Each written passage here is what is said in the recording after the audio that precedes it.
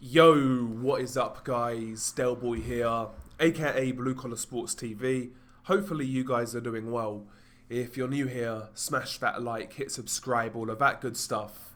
So as you know, on October the 28th, Tyson Fury is fighting Francis Ngannou in a fight in which many hardcore fight fans are criticising, and rightly so. I have no interest in the main event, to say the least.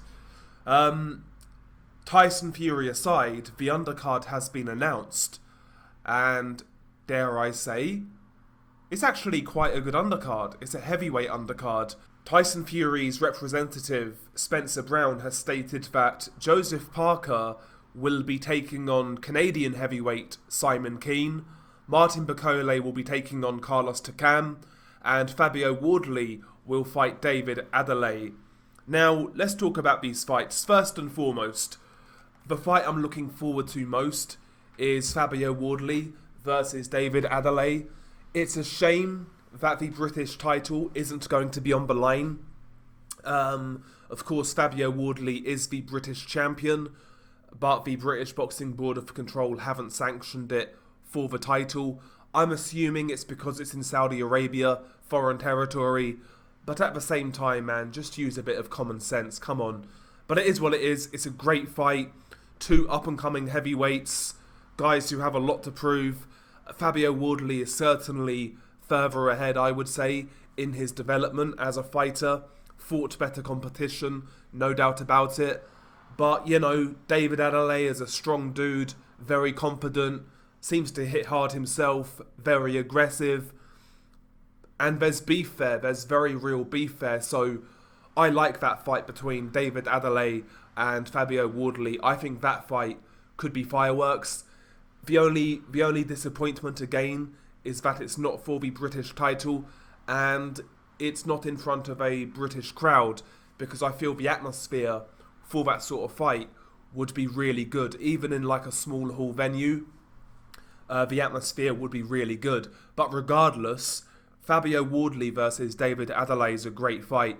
I know a lot of people are going to be picking Fabio Wardley to win, and I see why, I really do. But I've got a sneaky feeling David Adelaide will pull it off for some reason. But it's a great fight, really looking forward to it. Martin Bakole versus Carlos Takam. Now first and foremost, I don't hate this fight, I think it's a solid fight.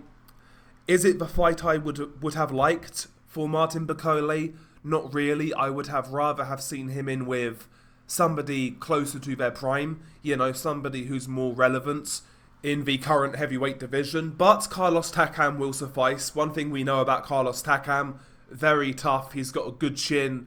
Even at 42 years old, he still comes to fight. Robust guy, a lot of experience, strong. You know, it's not a bad fight at the end of the day. And interestingly, both of these guys are coming off recent wins over Tony Yoka. Both guys really did a number on Tony Yoka. And yeah, I feel the stylistic clash for this one will be decent. As we know, Carlos Takam likes to march forwards, likes to stay nice and compact. He'll swing those hooks in as he's coming forwards. He likes to pressure you. He likes to get on top of you. Bakole, for me, is good at mid-range. And for a heavyweight, he's actually quite good on the inside. He shortens his shots really well. So I'm expecting a fight where we see Bakole kind of invite the pressure on himself. He'll let Takam come forwards. He'll let him march forwards. And I think you'll see Bakole meet him at mid-range on the inside. And he'll let go of those short combinations, those uppercuts, those hooks, etc. And it could actually be a pretty good fight. Obviously, I'm favouring Bakole. He should beat Takam at this stage, but I think what you'll see is a watchable fight. I think Takam will make it fun for a while, but again, I would expect Bakole to win this fight. It's not the worst opponent for Bakole. Bakole's always struggled to get relevant heavyweights in the ring because, you know, for Bakole's faults, and he does have them, you know, like for example, turning up out of shape. I do believe Bakole has some unique skills at heavyweight. He can work the body, he's good on the inside, good combinations up close. He has unique attributes for a heavyweight. He's very strong.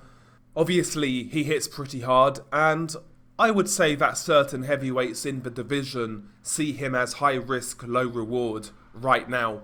But it's good to see him stay active. Carlos Takam isn't the worst opponent, and I expect the fight to be good. And lastly, Joseph Parker versus Simon Keane.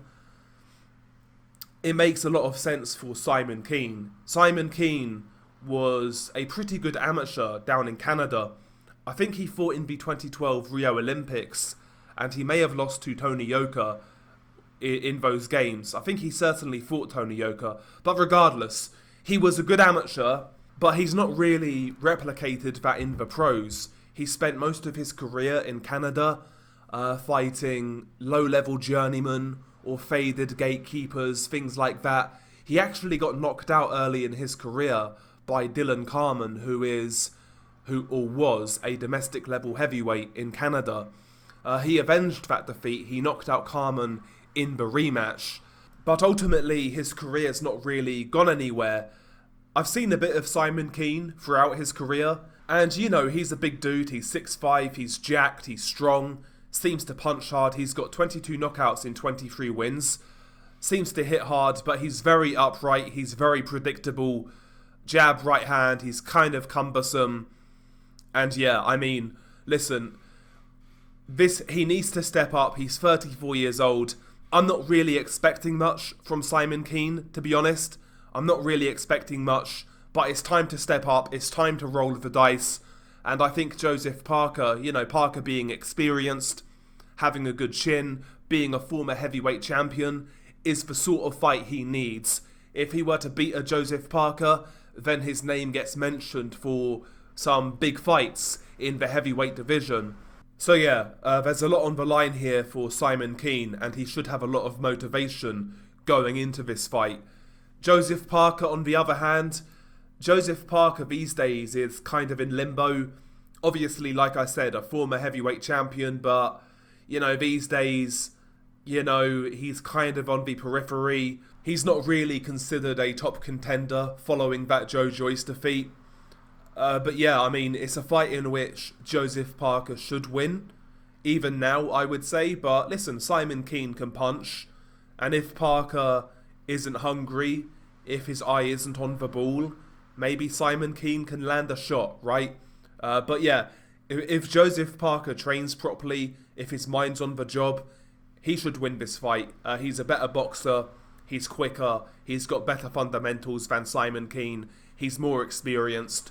Joseph Parker should win this fight, but due to where Parker's at in his career, it makes it somewhat interesting, especially when he's fighting a big dude and a puncher like Simon Keane.